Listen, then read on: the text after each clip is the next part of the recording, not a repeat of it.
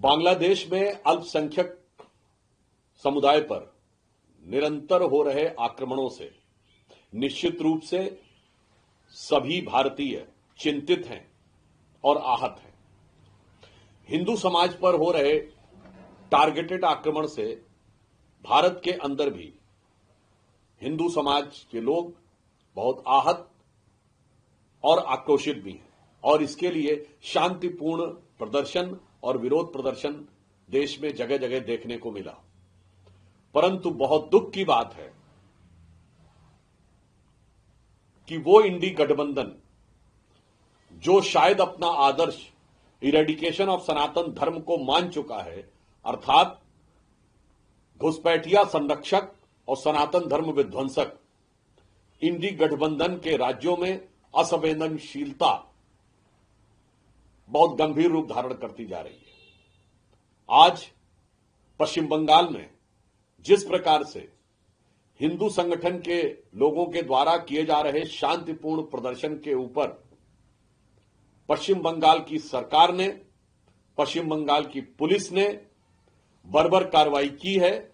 हम उसकी घोर निंदा करते हैं और भर्त्सना करते हैं। परंतु इससे एक बात और स्पष्ट हो जाती है कि पश्चिम बंगाल की सरकार अब पूरी तरीके से इरेडिकेशन ऑफ सनातन धर्म के सिद्धांत को तमिलनाडु से लाकर यहां स्थापित कर रही है। पहले बाबरी मस्जिद बनाने की बात करना, उसके बाद उनके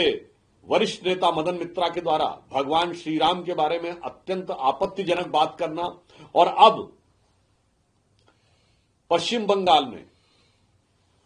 बांग्लादेश के हिंदुओं के बारे में शांतिपूर्ण प्रदर्शन कर रहे लोगों के साथ इस प्रकार का व्यवहार करना।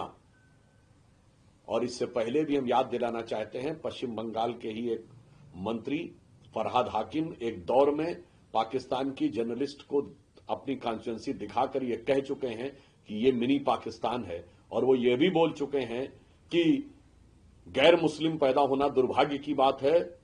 यह पश्चिम बंगाल सरकार के एक नेता और मंत्री बोल चुके हैं। अर्थात अब यह बहुत स्पष्ट है कि यदि फरहाद हाकिम ने एक कॉन्स्टिट्यूएंसी को मिनी पाकिस्तान कहा था, तो अब तृणमूल कांग्रेस के शासनकाल में पश्चिम बंगाल में अनेक मिनी पाकिस्तान क्रिएट होते जा रहे हैं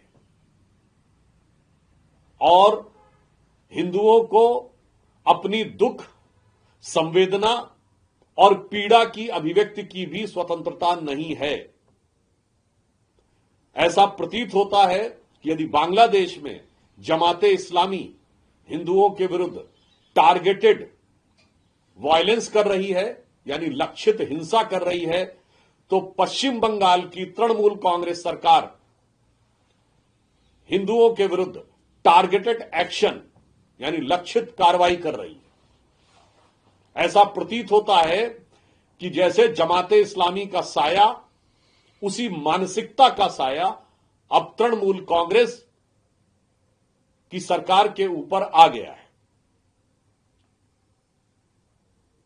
आज मुर्शिदाबाद में हुई दुखद हत्या, हरगोविंद दास और चंदन दास की हुई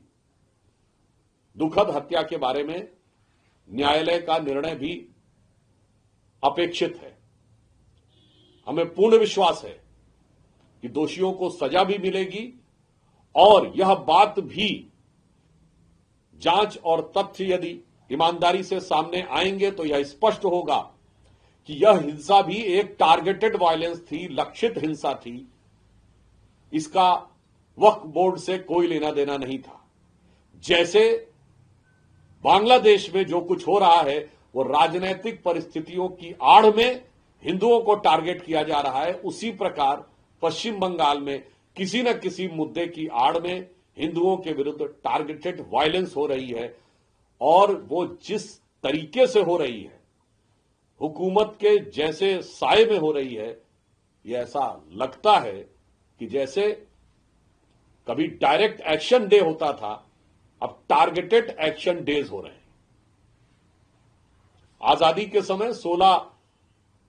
अगस्त 1946 को डायरेक्ट एक्शन डे हुआ था, जिसमें हिंदुओं को टारगेट कर करके मारा गया था। आज की सरकार में ऐसा लग रहा है टारगेटेड एक्शन डेज हो रहे हैं, यानी किसी न किसी दिन, कभी न कभी, किसी न किसी महीने में, किसी न किसी बहाने से हिंदुओं को टारगेट करके प्रताड़ित किया जा रहा है और मारा जा रहा है।